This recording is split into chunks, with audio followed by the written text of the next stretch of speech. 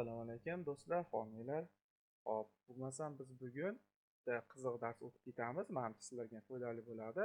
Hop, renderimizda ko'pincha bizda blur va noizlar paydo bo'lib qoladi, ya'ni render holatimizda, ya'ni shum va razmitiya. Bunaqangi narsa paydo bo'lib qoladi. Bu narsa aytishim mumkin, kattaroq piksellar render qilsa, bu narsa yo'qoladi deyishim mumkin. Ha, yo'qoladi, lekin kattaroq piksellar render qilgan bo'lsak, vaqt ham ko'p ketadi.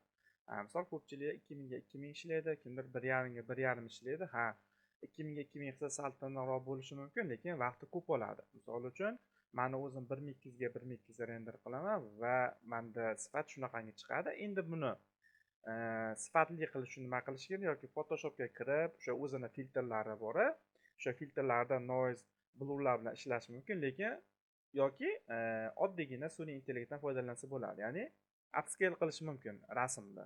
Hop, biz mana shu upscale'ni bugun o'tamiz. Sizlarga menimcha foydali bo'ladi, xudo xohlasa. Demak, darsimizni boshlaymiz.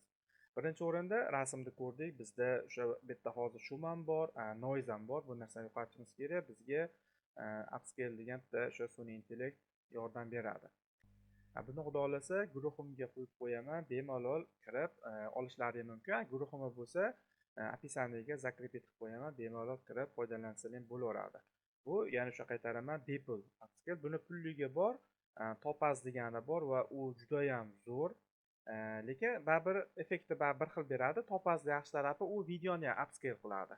Lekin bizga video kerak emas, biz sohamizda video kerak emas, lekin agar video bilan ishlaganlar bo'lsa, CapCut'da bilamizki, hozir Pro'si chiqqan, ya'ni CapCut'da ichida oldin faqatgina besplatniy bo'lardi, endi hozir platniy qilib qo'ygan, ya'ni siz Pro'ni sotib olsangizgina ichidagi qandaydir funksiyalardan foydalansa bo'ladi. Bu uchun Pro kerak bo'ladi. Biz aslida Pro'siz ham bu narsani qilsak bo'laveradi. Ya'ni upscale qilmoqchimizmi CapCut'da videoni? Pro'ni sotib olish shart emas. Agar sizlarga bu narsa qiziq bo'lsa, kommentariyada yozib ketinglar. Biz ham shu haqida xudo xohlasa darslik qilamiz. Ya'ni videolarda CapCut'da Pro'sidan foydalanib, lekin pul to'lamagan, ya'ni bepul xonalari deydimi, holatlari deydimi, shunaqangi. Bo'lmasa darsimizga qaytamiz. Upscale ochdik. Ochganimizdan keyin esa bu yerdagi sozlamasiga to'xtalib ketamiz. Bu joyiga kirilmaydi. Bu joylar shundayligicha turaversin. Boshimizni qotirmaymiz. Bizga bizga PNG kerak, chunki PNGda sifat yaxshi saqlanadi. Demak, birinchi nimasida qanday rasmni upscale qilishligimizni tanlab qo'yamiz. Mana tanlandi. Ikkinchisida standart turibdi.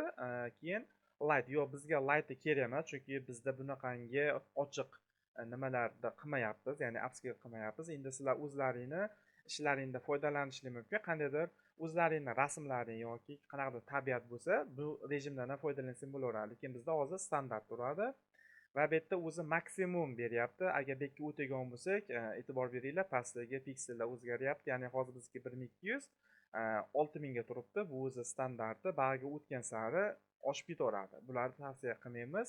Bularni o'zi ham tavsiya qilmayapti. Maksimum 6000 ga 6000 deyapti bularni o'zi. Hamma narsasi nastroykasi turadi, ijtimoiy tegmaslar, faqat shu ikkitagina knopkasi bilan ishni bajaramiz.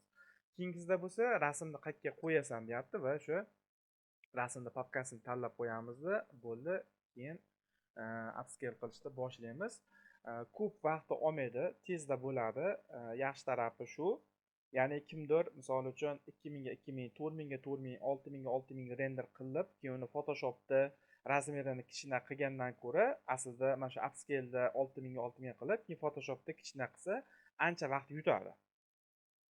Bilamizki, 1200 ga 1200 yoki 1.5 ga 1.5 render qilsak, renderimiz juda ham tez bo'ladi. Ayniqsa bu mebelda ishlaganlar yoki qandaydir kattaroq 2 ga 4 ga teksturalardan foydalanib render qilib turganlarga foyda beradi.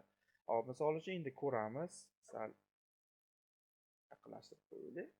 Ko'ramiz.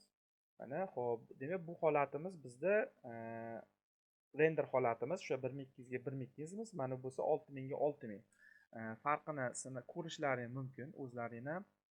Agar videoni imkon qadar sifatli qilib qo'yamiz, montaj qilib, lekin agar bu yerda yaxshi ko'rinmasa, o'zlaringiz sinab ko'rsalaringiz albatta bilinadi. Mana oq joylarda bilinmayapti bu narsalar, lekin mana qora joylarda bilinib turibdi. Ya'ni shumda va razmitiyalar mana ancha qisqarib ketgan va yo'q bo'lib ketgan. E'tibor beringlar. shunaqangi. Buni qanday qilib ustonovka qilamizlar? Bu juda ham oson. Bizni ishimizda ayniqsa mana 3D Max'larda crack qilib yurganlarga bunaqangi programmalarni ustonovka qilish men uchun umuman muammo bo'lmaydi.